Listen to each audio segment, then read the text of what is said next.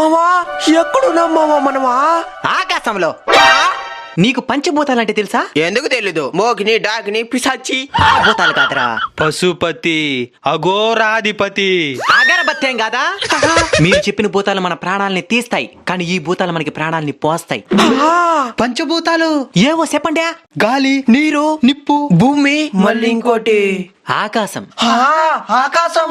ఆ ఆకాశలింగం దగ్గరే ప్రస్తుతం మనం ఉన్నాం. మనకి ప్రత్యక్షంగా కనబడే దైవాలు ఈ పంచభూతాలే కాబట్టి వీటి రూపంలో శివయ్య కొలువుదీరుంటాడనమాట. అందులో మొదటిదే ఈ ఆకాశలింగం. మిగతాది జంబుకేశ్వరంలోని జలలింగం, అరుణాచలంలోని అగ్నిలింగం, కాంచీపురంలోని పృథ్వలింగం, శ్రీకాళహస్తిలో ఉండే వాయులింగం. అది మన ఆంధ్రాలో ఉంది మావా. సినిమాలో చిదంబర రహస్యం అని అంటా ఉంటారే, ఇన్నేరా?